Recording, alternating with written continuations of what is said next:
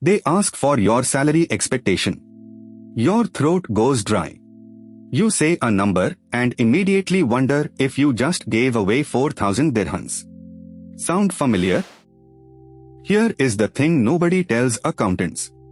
You spend your whole career defending other people's numbers and then freeze on your own. Chris was spent years as an FBI hostage negotiator, and his book Never Split the Difference has 4 moves that work perfectly in a salary conversation. I have used them. In this market, that gap between asking and settling is real money every single month. Let's fix it. Move 1. The mirror. Was says, repeat the last 3 words they said as a question, then go quiet. That's it. HR says, the budgeted range for this role is fixed. You say, is fixed. And then you say nothing. Silence feels brutal. 4 seconds feels like 4 minutes. But watch what happens. 9 times out of 10 they keep talking, and what comes out next is the real information.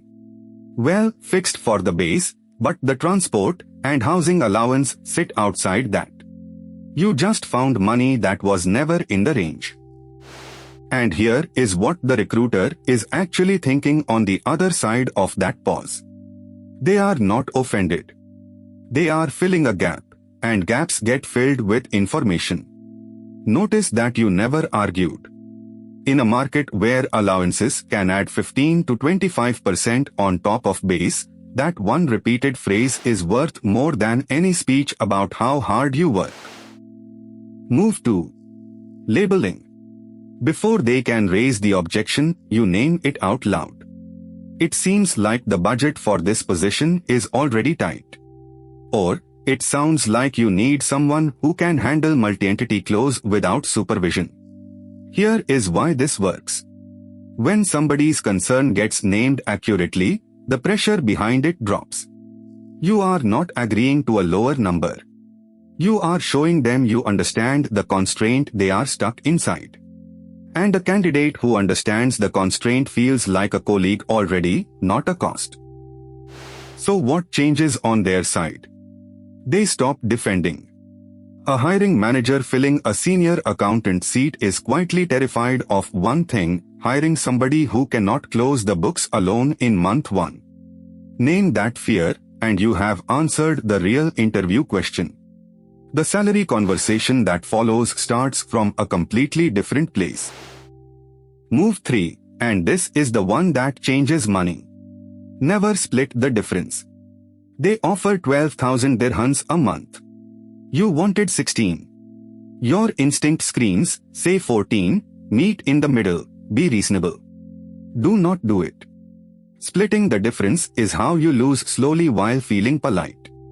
Instead, boss says anchor high and use a strange, precise number. Not 15,000. 15,350. Precise numbers sound calculated, and calculated numbers sound defended. And back that number with something countable. This is where accountants have an unfair advantage over every other candidate. I close 8 legal entities every month. I reconcile more than 50 bank accounts and 20 credit card accounts.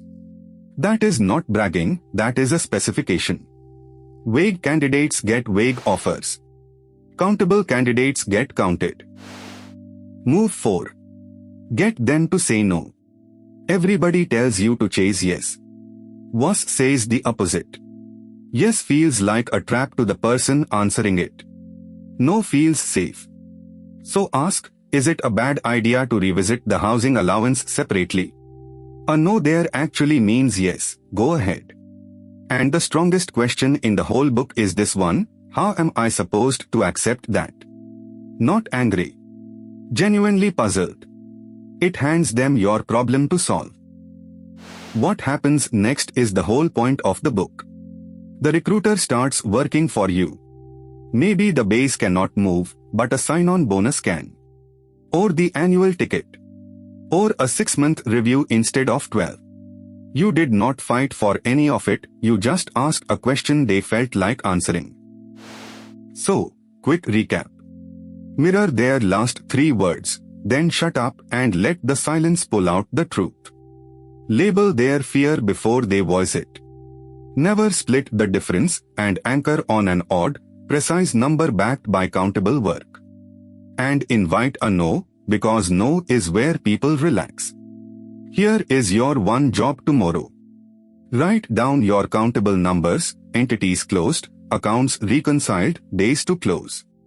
That is your price tag, and right now most of you have never written it down. You are not asking for a favor. You are quoting a rate.